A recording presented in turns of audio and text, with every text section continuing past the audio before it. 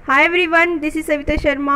आज का वीडियो काफ़ी इंपॉर्टेंट है डीसी स्टूडेंट्स के लिए, क्योंकि डीसी 3 से कुछ important question, top 10 important questions मैं आपके साथ डिस्कस करूंगी इस वीडियो में, जो कि एग्ज़ाम पर्सपेक्टिव से काफ़ी इंपॉर्टेंट है और काफ़ी इंपॉर्टेंट रोल प्ले करता है। इसीलिए इन क्वेश्चंस को भी आप अपने नोट्स में ज़रूर इंक्लूड करें, ताकि आपके एग्ज़ाम्स की प्रिपरेशन कंप्लीट हो सके और अच्छे से आप कल अपना एग्ज़ाम्स कर सके। ये वीडियो पसंद आए तो दोस्तों में ज़रूर शेयर कीजिएगा और वीडियो को पूरा देखिए, जिससे कि मुझे भी मोटिवेशन मिलता है और मेरे चैनल को भी बूस्ट मिलती है अच्छा ग्रो करने के लिए। ठीक है, तो स्टार्ट करते हैं। सबसे पहले जो क्वेश्चन आपका डीसी 3 में इम्पॉर्टेंट है वो है ईसीसी सेवाओं से संबंधित। ठीक है, ईसीसी सेवाओं से संबंधित एक क्वेश्चन डेफिनेटली आता है। सो इसमें हमने आप दो क्वेश्चंस भी कर सकते हैं इसमें और एक क्वेश्चन भी कर सकते हैं। ठीक है, क्योंकि दो क्वेश्चन भी आ जाते हैं एग्जाम में। सो ईसीसी सेवाओं के संबंध में किन्हीं 3 महत्वपूर्ण मुद्दों की चर्चा कीजिए। एक तो ये क्वेश्चन लिया है मैंने, ईसीसी सेवाओं के संबंध में किन्हीं 3 महत्वपूर्ण मुद्दों की चर्चा कीजिए। ठीक है, इस तरह से ये क्वेश्चन पूछा जा सकता है। इसके अलावा ईसीसी सेवाओं का उद्देश्य स्पष्ट कीजिए, ये भी इस तरह से भी क्वेश्चन को पूछा जा सकता है। इसलिए 2 क्वेश्चंस मैंने इंक्लूड किए। डेफिनेटली ईसीसी सेवाओं से एक क्वेश्चन आता ही आता है। ठीक है, और इसके अलावा आप कर सकते हैं बाल सदन की संकल्पना का वर्णन कीजिए।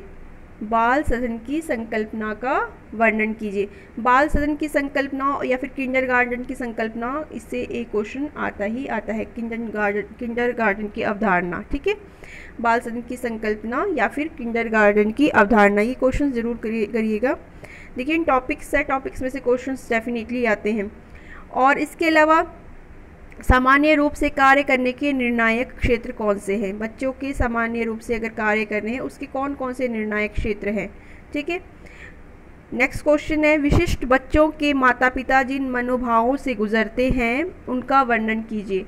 ठीक है, क्वेश्चन को डिफरेंटली भी पूछा जाता है। अगर आपने टॉपिक अबाउट द टॉपिक पढ़ा है तो आप एग्ज़ाम में डेफिनेटली लिख सकते हैं। जैसे कि विशिष्ट बच्चों के माता पिता जिन मनोभावों से गुजरते हैं उनका वर्णन कीजिए। इसको मैं डिफरेंटली भी बता सकती हूँ कि उन मनोभावों या फिर उन अभिवृत्तियों का वर्णन कीजिए जिनसे जो है विशेष आवश्यकता वाले बच्चों के परिवार गुजरते हैं। ठीक है, या फिर उन पर क्या अभिवृत्ति पर क्या प्रभाव पड़ता है। इस तरह से डिफरेंट तरीके से भी क्वेश्चन को पूछा जाता है, सेम क्वेश्चन को। इसके अलावा प्रारंभिक बाल्यावस्था केंद्र में निम्नलिखित से निपटने में शिक्षिका की भूमिका का वर्णन कीजिए। ठीक है, अब इस तरह से भी एक क्वेश्चन आता है कि शिक्षिका की भूमिका का वर्णन कीजिए, और जैसे कि आक्रामक व्यवहार प्रदर्शित करने वाला बच्चा, उससे किस तरह से निपट सकती है शिक्षिका, या फिर चोरी करने वाला बच्चा। ठीक है, क्रोध आवेश व्यक्त करने वाला बच्चा।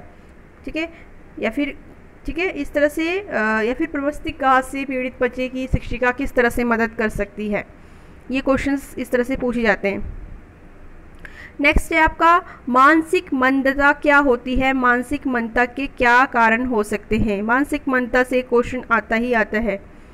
सो नेक्स्ट है माता पिता के लिए आप एक संदेश संप्रेषित करना चाहते हैं कि, अब आपको एक संदेश दिया हो सकता है। क्वेश्चन काफ़ी इंपॉर्टेंट है, इसमें संदेश कुछ भी दिया हो सकता है। ठीक है, यहाँ पर मैंने एक एग्जांपल के लिए ले लिया है साफ़ सफाई और संतुलित आहार पर बेस्ड, टीकाकरण पर बेस्ड, कुछ भी संदेश हो सकता है। संदेश कुछ भी हो, मतलब उसके लिए क्वेश्चन बनेगा कि इस संदेश को संप्रेषित करने के लिए आप जिन संचार विधियों का वर्णन करेंगे उनका संक्षेप में वर्णन कीजिए।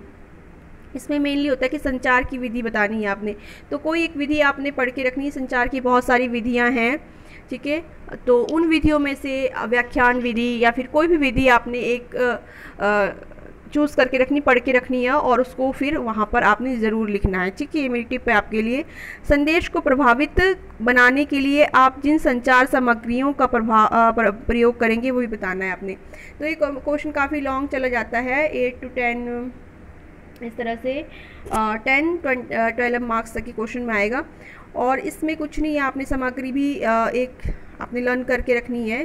या संचार को संप्रेषित करने के लिए जो सामग्री आप यूज़ करोगे, पोस्टर विधि या कोई भी विधि का यूज़ करोगे, तो वो आपने डेफिनेटली पढ़ के रखनी है। ठीक है, तो इसके अलावा है संचार की महिला से महिला कार्यनीति, ये क्वेश्चन भी आता है एग्ज़ाम में।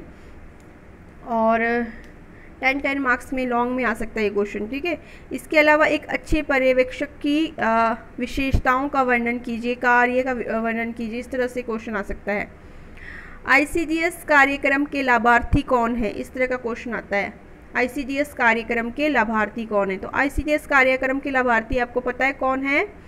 एक तो बच्चे होते हैं ना 6 ईयर्स से कम एज के बच्चे, उनको लाभ मिलता है ICDS कार्यक्रम को, और गर्भवती महिलाओं को, ठीक है, गर्भवती स्तनपान कराने वाली महिलाओं को। लेबलीकरण के नकारात्मक प्रभाव और मोबाइल कृषि के क्षेत्र के कार्यक्रम, विशेष बच्चों के संदर्भ में शिक्षिका की भूमिका। ये मैंने थोड़े से एक्स्ट्रा क्वेश्चंस भी रखे हैं क्योंकि क्वेश्चंस पेपर जो है आपका बहुत लॉन्ग जाने वाला है। क ख ग करके बहुत सारे क्वेश्चंस इंक्लूड हो जाते हैं।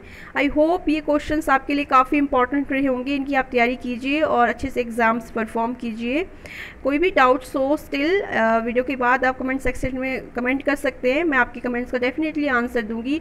वीडियो प्लीज़ पसंद आए तो आपसे रिक्वेस्ट ज़रूर करूँगी कि शेयर कीजिए प्लीज़, वीडियो को बूस्ट कीजिए, चैनल को हेल्प कीजिए, सपोर्ट कीजिए। Thank you.